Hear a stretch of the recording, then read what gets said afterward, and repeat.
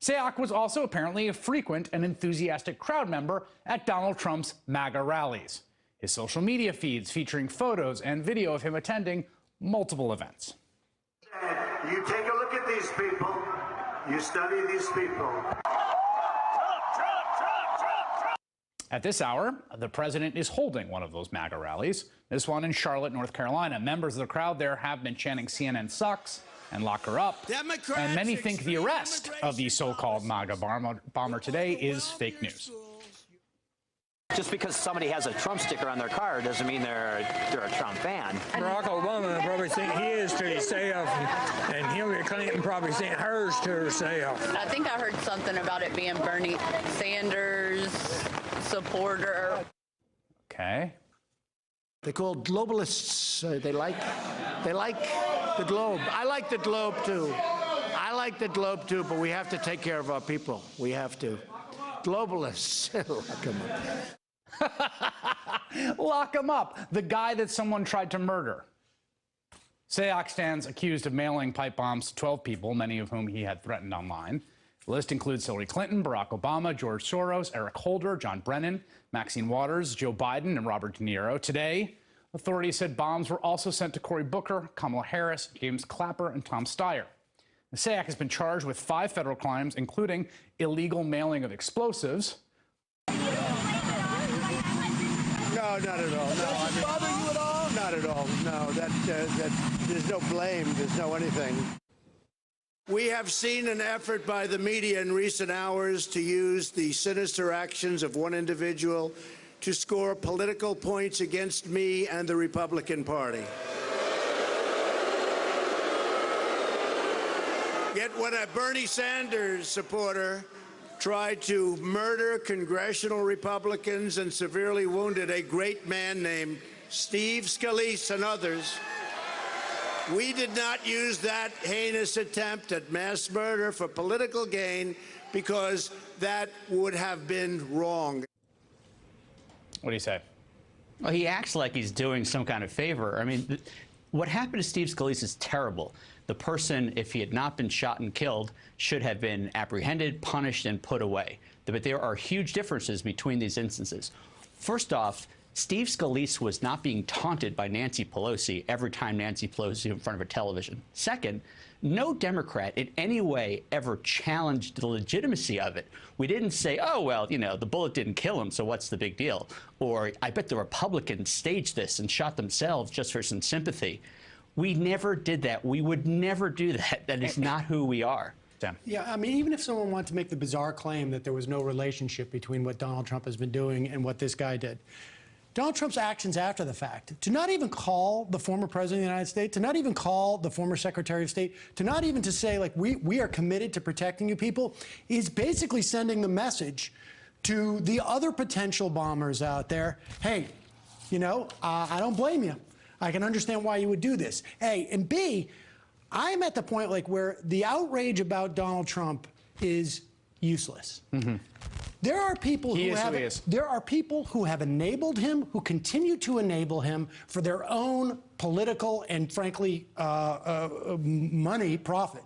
Was Cesar Sayoc's van in 2015. Nondescript, regular old white van. This, in contrast, is Sayoc's van now.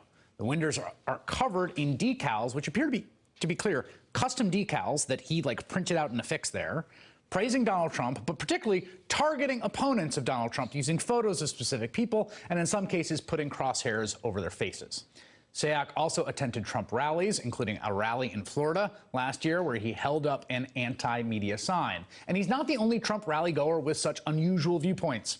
Even today, people waiting for the president's rally in North Carolina refuse to acknowledge that fellow Trump supporter might be responsible for the attempted bombings.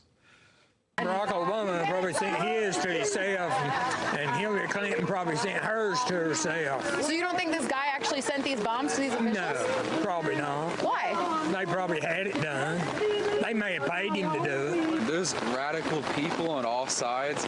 There can be people that are problem creators, they create problems. Like people on the left can create them, people on the alt-right can create them.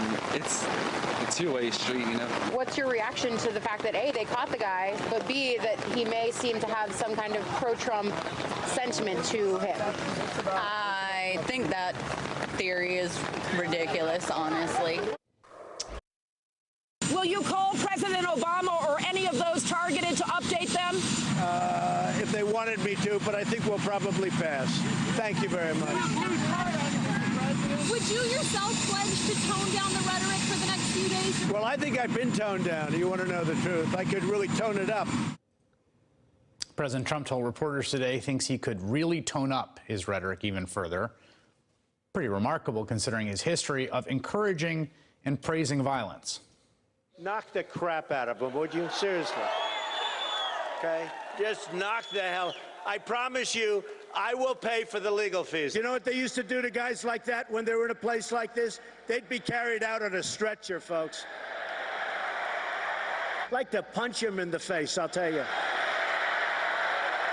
Any guy that can do a body slam, he's my kind of...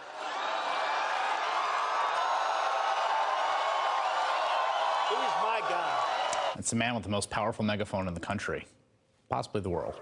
Joined now by NBC News presidential historian Michael Beschloss. Michael, I have watched you on television and I have read you, and I think everyone is trying to articulate just how deeply aberrant and anomalous this behavior from this individual in this office is.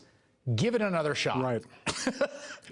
Well, you know, I spend my whole life looking for historical parallels, Chris, and I am striking out because I've never seen a president encourage violence this way, so unwilling to fulfill his role to unify the nation. Maxine Waters. But I'm going to be nice tonight, so I won't say it. I won't say it. I won't say it. I'm going to be nice. I want them to say he was so nice tonight. What is that? What is that he is completely indifferent to, or maybe aware of the fact that he says things like that tonight? He may be causing violence against someone like Maxine Waters by singling her out. And by saying, I'm going to be nice tonight, it's sort of the point that you were making about Nixon. The Secretary of Homeland Security, you know, tasked with looking out for the security of the homeland, Kirstjen Nielsen, went on Trump TV not to talk about the attempted assassination of an ex-president and Secretary of State and various critics of the president, including senators, but in what looked like some kind of bizarre joint production to talk primarily about desperate migrants 1,000 miles away from the United States who want to ask our country for asylum. Pretty blatant and cynical attempt to distract Americans from the actual threat to the homeland that was taking place at that very moment. A man went into a Kroger's in Louisville, Kentucky. He shot 2 African Americans, killed them, tried to break into an African American church. And Adam Serwer at The Atlantic had this to say: in the past week, someone has tried to assassinate the leadership of the opposition party with bombs. A white supremacist terrorist killed 2 people, and the DHS secretary is on Fox News discussing whether or not the U.S. government is going to gun down unarmed Latino refugees. Like, this was Lou Dobbs. He says, fake news has just successfully changed the narrative from the onslaught of illegal immigrants and broken border security to suspicious packages. Let's get back to left-wing driven caravans and the Dems who encourage them.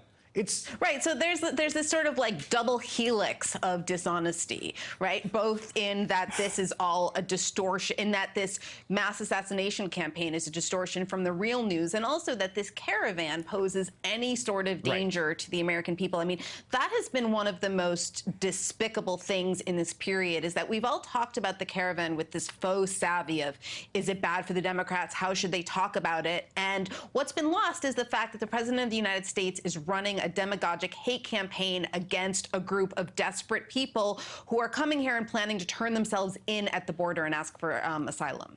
President Trump, quote, chose confrontation rather than conciliation. Rather than trying to pull together an angry, anxious country during a wave of apparent pipe bombs sent to some of the president's most prominent critics, Mr. Trump lashed out, blaming perceived enemies for the toxic political environment that opponents say he himself has encouraged. President Trump seems unable or unwilling to understand what it means to lead us through these times. Following a brief call for national unity yesterday, the president was back attacking the media this morning, playing that blame game. In a tweet, he claimed that the press was generating, quote, a very big part of the anger we see today in our society. That's been the president's response to a potential serial mail bomber. Former CIA Director John Brennan, one of the targets of the attempted bombing, the one that went to CNN, quickly responded, "Stop blaming others. Look in the mirror. Your inflammatory rhetoric, insults, lies, and encouragement of physical violence are disgraceful. Clean up your act. Try to act presidential. The American people deserve much better. By the way, your critics will not be intimidated into silence." It's a yes or no question. There were a lot of pipe bombs. The count now stands at 10. That's how many pipe bombs have been sent to 8 different targets, all Democratic officials or critics of the president.